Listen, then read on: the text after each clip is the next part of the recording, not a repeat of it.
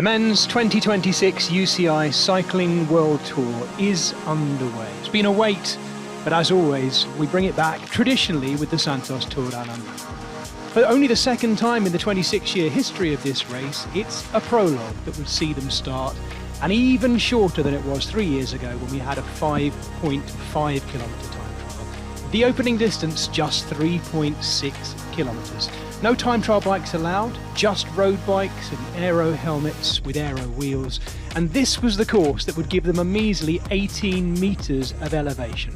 Pan flat, long run out the central business district of Adelaide and into Victoria Park. Just 8 twists and turns, but nothing too technical to contend with at all.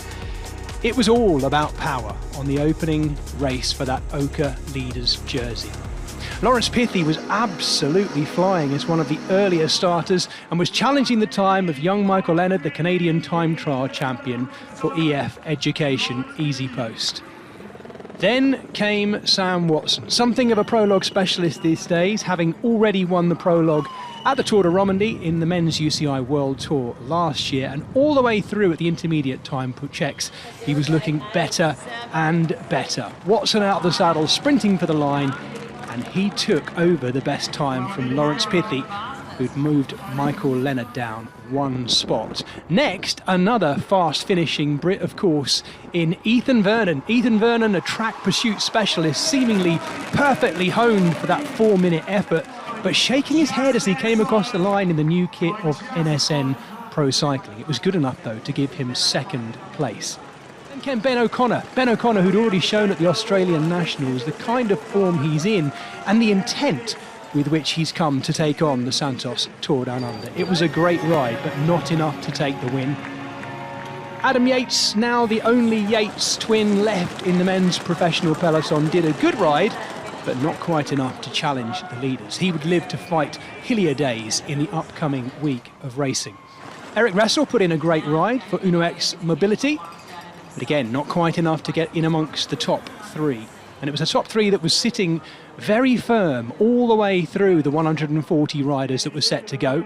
The Swiss time trial and road race champion, Mauro Schmidt, gave it a go for the Australian team of Jaco Alula, and it was a great ride by him, and it certainly showed his intent for the general classification for this week. But still, the 2 Brits sitting at the top of the standings, Sam Watson and Ethan Vernon. Others would come, including Pierre Gauthierat, the Frenchman, with a great ride for Decathlon CMA-CGM, but not enough to get in amongst that top 3.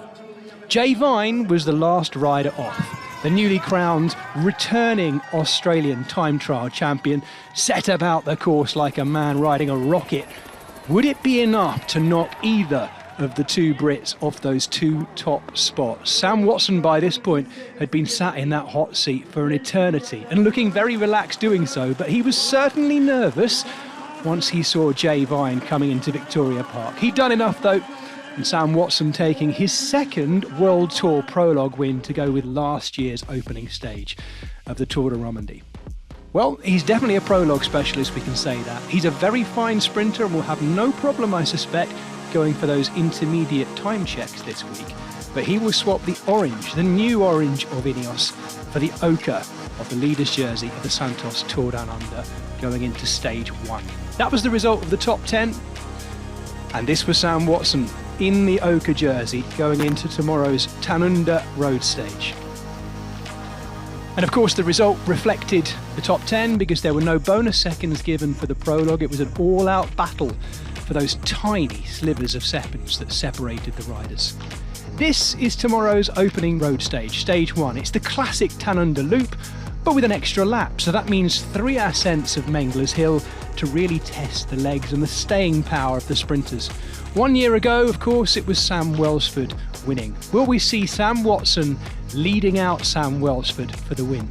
You will have to join us to find out. That stage is tomorrow's opening road stage of the 26th edition of the Santos Men's Tour Down Under. Be sure to join us tomorrow and all week as we get the men's UCI World Tour underway.